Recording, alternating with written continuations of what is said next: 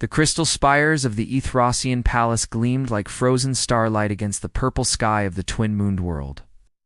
Princess Celeste stood at her chamber window, her silver skin catching the ethereal glow of the palace walls.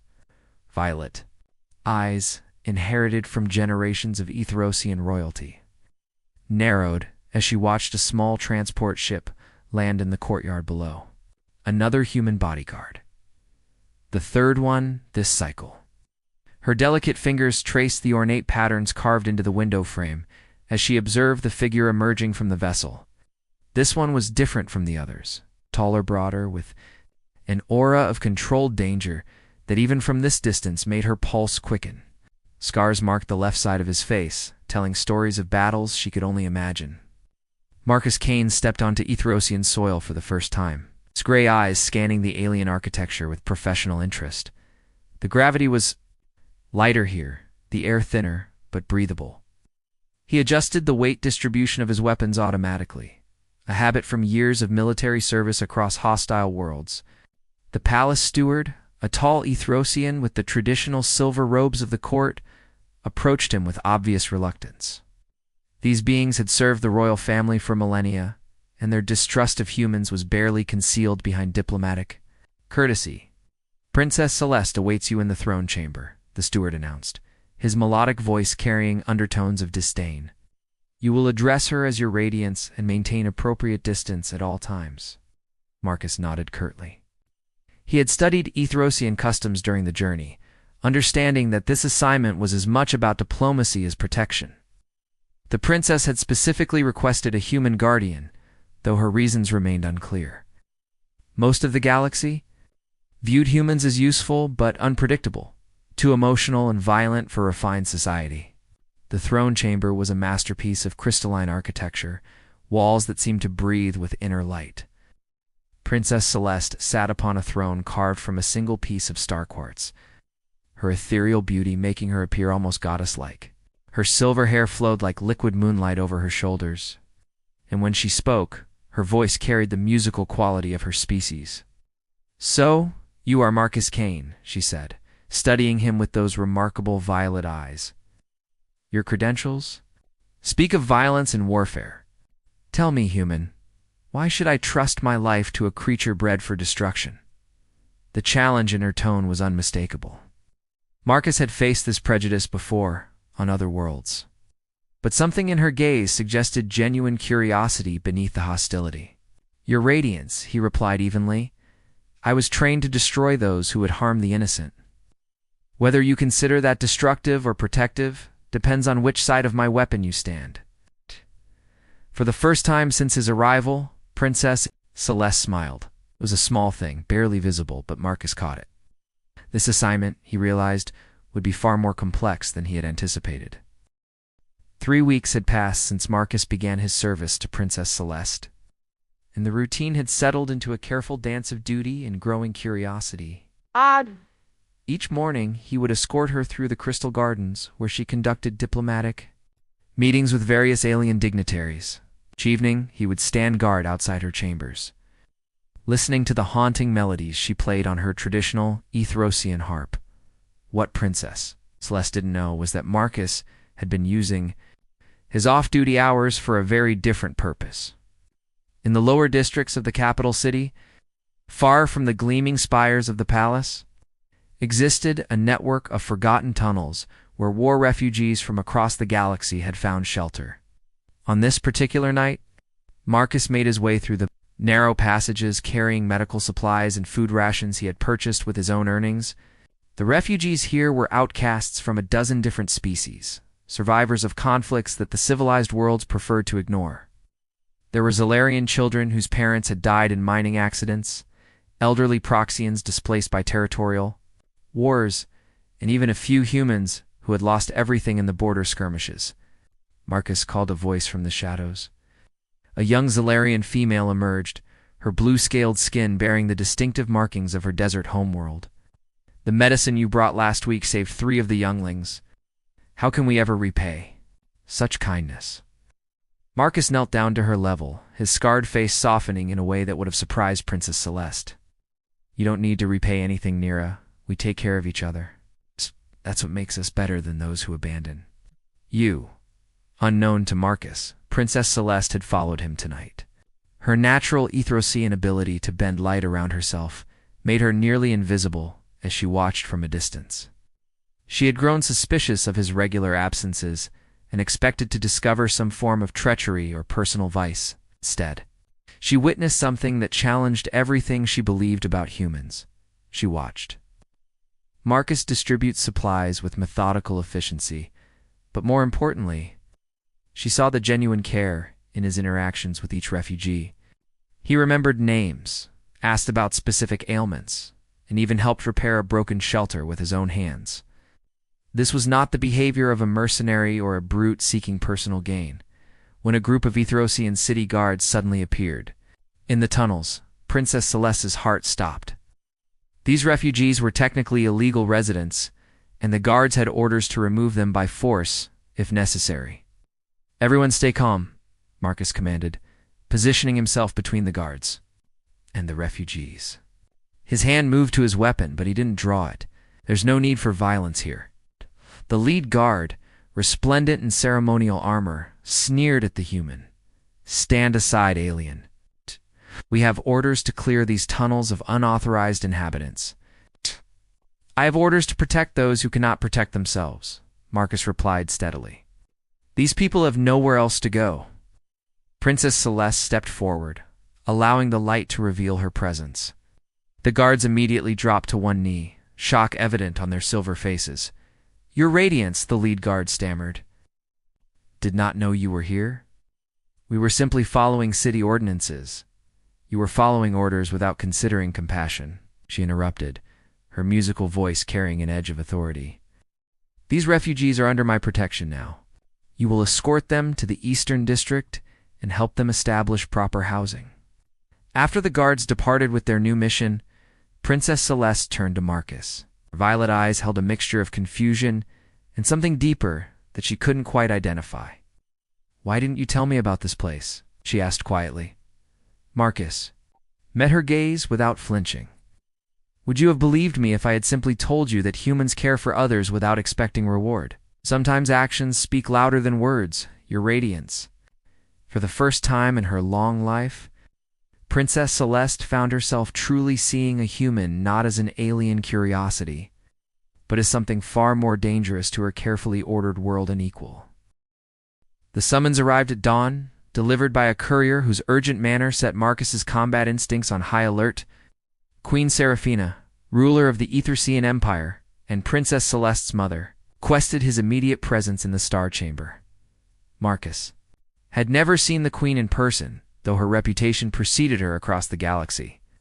She was said to be both brilliant and ruthless, having expanded Ethrosian influence through strategic marriages and calculated alliances rather than warfare.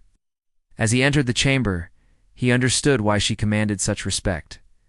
Queen Seraphina possessed an ethereal beauty that made even her daughter seem earthly by comparison.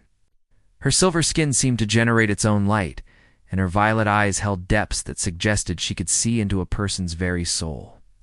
When she spoke, her voice carried the weight of absolute authority. "Marcus Kane," she said, not bothering. "With pleasantries? You have served my daughter well these past months. Your loyalty has been noted and appreciated." Marcus remained at attention, sensing that this conversation was leading somewhere he wouldn't like. "Thank you, Your Majesty. Princess Celeste is easy to serve. She has a good heart." The Queen's expression flickered with something that might have been amusement. "Apt. Perhaps too good for her own welfare. Which brings me to why you are here." She activated a holographic display showing a star map with a course marked in blue light.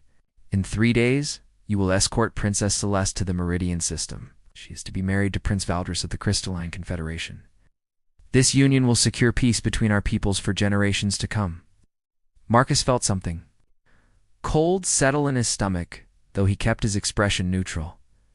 "I understand, Your Majesty. What are the security protocols for the journey?" "Standard diplomatic escort. 1 frigate, minimal crew." The Queen studied him carefully. "I trust. This assignment presents no personal conflicts for you?" The question hung in the air like a challenge. Marcus had spent months telling himself that his growing feelings for Princess Celeste were simply professional respect. But Queen Seraphine's penetrating gaze suggested she saw through such self-deception. My duty is to protect Princess Celeste's life, not to question her choices, he replied carefully. When Marcus informed Princess Celeste of the arrangement, her reaction was everything he had expected and feared. She stood frozen at her chamber window, staring out at the crystal gardens where they had spent so many hours in comfortable conversation.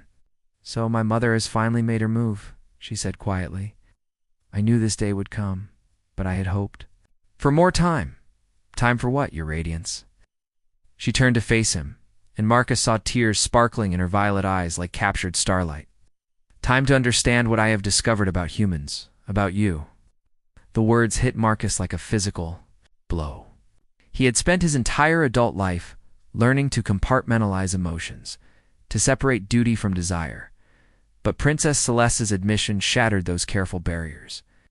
"Your Radiance, I please," she interrupted, moving closer to him. "Don't call me that, not now. My name is Celeste."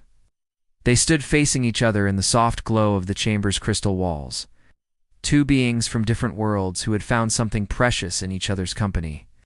Marcus knew that speaking his feelings would be a betrayal of his duty, but remaining silent felt like a betrayal of his heart. "Celeste," he said softly, her name feeling strange and wonderful on his tongue. "If circumstances were different, ... But they are not," she finished for him, understanding the impossibility of their situation. "I am a princess, and you are my protector. I have duties to my people, and you have your honor." The next 3 days passed like a dream wrapped in sorrow. They maintained their professional relationship in public, but in private moments, they allowed themselves small intimacies. Shared glances that lasted too long. Conversations about hopes and dreams that neither would ever voice to another soul. The careful distance that protocol demanded seemed to shrink with each passing hour. On the morning of departure, as they boarded the diplomatic frigate that would carry them to the Meridian system, Marcus made a silent vow. During this journey, he would ensure Princess Celeste's safety, even if it cost him everything he had ever valued, including his life. The attack came without warning in the dead space between star systems, where merchant vessels rarely traveled and patrol ships never ventured. Marcus was reviewing security protocols in the ship's command center when the first energy blasts struck their shields, battle stations. Captain Torres, the frigate's commander, shouted over the wailing alarms. "All hands to combat positions." Through the view screen, Marcus could see 3 sleek attack ships bearing down on them. Their hulls painted with the crimson markings of the Void Reapers, the most feared pirate clan in this sector of the galaxy. These weren't random raiders looking for easy cargo. This was a coordinated assault with a specific target in mind. "Get Princess Celeste to the escape pods," Marcus ordered, already moving toward the ship's armory. "I'll buy you time to reach the safety corridor." But when he reached Celeste's quarters, he found her calmly donning emergency suit, her violet eyes blazing with determination rather than fear. "I'm not abandoning this ship while good people die defending me," she declared. "What can I do to help?" Before Marcus could argue, the ship shuddered under another barrage. The lights flickered, and he could hear the distinctive whine of hull breaches being sealed by emergency systems. "Can you operate Ethrosian shield harmonics?" he asked quickly.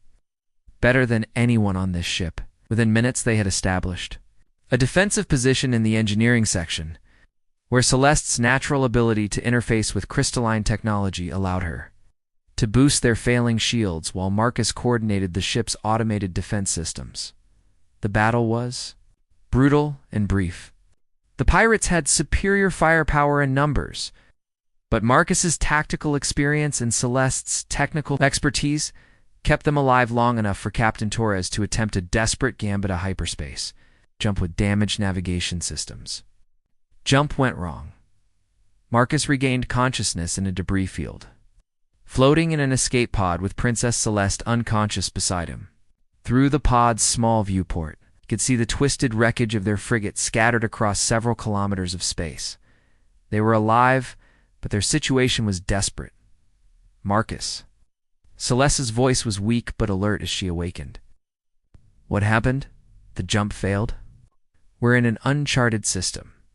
He checked their supplies grimly.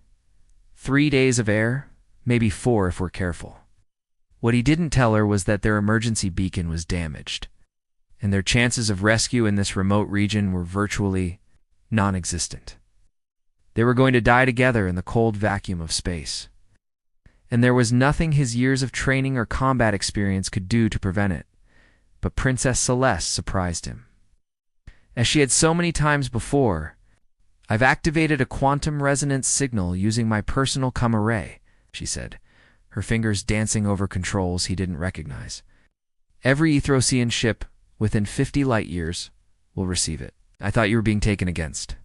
Your will to an arranged marriage." She turned to look at him, her silver skin glowing faintly in the pod's emergency lighting. But that was before I understood what I was leaving behind. 18 hours later, rescue ships arrived, not just Ethrosian vessels, but a mixed fleet including human cruisers, Proxian destroyers, and even ships from species Marcus didn't recognize. Captain Reeves, of the human vessel Defiant, was the first to board their pod, his weathered face breaking into a grin when he saw Marcus. "Kane, you magnificent fool," he said, pulling his old friend into an embrace. "When we heard your ship was attacked, every human fleet commander in 3 sectors started moving. But it was the princess here who really got things organized." Looked at Celeste in confusion. "I don't understand." "The refugee camps you've been supporting," she explained. "The families you've helped, the supplies you've provided, word spreads in the underground networks. When they learned you were in danger, they contacted everyone they could reach. Humans, Ethrosians, Proxians, even Zalarians. You've built alliances without realizing it." Captain Reeves nodded grimly. "And now we're going to use those alliances to hunt down the Void Reapers." Nobody attacks a friend of Marcus Kane and lives to brag about it. As rescue ships surrounded their pod and medical teams prepared to bring them aboard, Princess Celeste reached out and took Marcus's scarred hand in her smooth silver one. "I'm not going to that wedding," she said quietly. "I'm going home to call off the engagement and face whatever consequences come. Will you stand with me?" Marcus squeezed her hand gently. "Your radiant Celestiles stand with you against anything the galaxy throws at us." The great hall of the Ethrosian palace had never seen such a gathering. Representatives from dozens of species filled the crystalline chamber, their varied forms creating a tapestry of galactic diversity that would have been impossible just months before. Princess Celeste stood at the center of it all, no longer the sheltered royal who had first met Marcus Kane in this very room. Her silver skin seemed to glow with inner strength as she addressed the assembled delegates. "For too long, our peoples have remained separated by prejudice and misunderstanding," she declared, her musical voice carrying to every corner of the hall. "We have allowed fear to divide us, while pirates and criminals exploit the gaps between our territories." Beside her, Marcus wore the formal uniform of the newly established Galactic Protection Alliance, though he still carried his preferred weapons and bore the same scars that marked him as a warrior. His transformation from solitary mercenary to diplomatic guardian symbolized the broader changes sweeping across known space. Queen Seraphina watched from her throne, her expression unreadable. The broken engagement with Prince Valdris had created a diplomatic crisis that threatened to destabilize the entire sector. But her daughter's alternative proposal offered something potentially more valuable than a single alliance. "The refugee camps that Commander Kane has been supporting represent more than just charity," Princess Celeste continued. "They represent the potential for a truly integrated galactic community, beings of different species working together, protecting each other, sharing resources and knowledge." Captain Reeves stepped forward, representing the human contingent. "The Terran Federation formally endorses Princess Celeste's proposal. Humanity has always believed that strength comes from diversity, not isolation." Similar endorsements came from the Proxian Trade Guild, the Zalarian Desert Clans, and even the traditionally isolationist Crystalline Confederation. The pirate attacks had demonstrated that no single species could defend itself alone. Cooperation was not just idealistic. It was practical necessity, but not everyone was convinced. General Thorvik of the Ethrosian Military Council rose to voice the concerns of the traditionalists. Princess Celeste speaks of cooperation. She asks us to trust our security to aliens whose motivations we cannot fully understand. How do we know this alliance will not simply make us vulnerable to new forms of exploitation? Before Celeste could respond, Marcus stepped forward. The hall fell silent as the scarred human faced the general who outranked him by every measure. "Accept moral authority, General Thorvik," Marcus said respectfully. "You ask about trust, and that's a fair question. I can't prove to you that every human or Proxian or Zalarian will always act with honor. But I can tell you what I've learned serving Princess Celeste." He turned to address the entire assembly, his voice carrying the quiet confidence of someone who had found his true purpose. "I've learned that honor isn't determined by the shape of your body or the color of your skin. It's determined by your choices. The refugees in those camps choose to help each other despite having nothing. Princess Celeste chose to risk her life rather than abandon her principles. Every being in this room who came here today chose cooperation over isolation." He paused, meeting the eyes of delegates throughout the hall. The pirates who attacked us made their choice too. They chose to prey on the weak and vulnerable. The question isn't whether we can trust every individual, it's whether we choose to stand together against those who would harm the innocent. The vote, when it came, was overwhelming. The Galactic Protection Alliance was formally established with Princess Celeste as its first director and Marcus Kane as its military commander. Their headquarters would be established on a neutral world, staffed by volunteers from every member species. Later that evening, as the delegates departed and the palace returned to its normal routines, Marcus and Celeste walked together through the crystal gardens where their relationship had first begun to bloom. "Do you think it will work?" she asked, intertwining her silver fingers with his scarred human ones. Marcus considered the question seriously. "I think it will be messy, complicated, and probably fail at least half the time. But yes, I think it will work, because it's built on something stronger than treaties or trade agreements." "What's that?" He stopped walking and turned to face her, seeing in her violet eyes the same wonder and determination that had first captured his attention. "It's built on the understanding that we're stronger together than we are apart. And sometimes the best alliances are formed not by grand gestures or formal ceremonies, but by simple acts of kindness between individuals who choose to see past their differences." As twin moons rose over the crystal spires of the palace, Marcus, Kane, and Princess Celeste stood together, no longer just a bodyguard in his charge, but partners in building a future where the phrase alien would no longer carry the weight of otherness, but simply describe the wonderful diversity of intelligent life in their shared galaxy. Their story had become something larger than either of them had imagined, a testament to the power of understanding, the strength of compassion, and the endless possibilities that emerge when different worlds choose to become one community among the stars.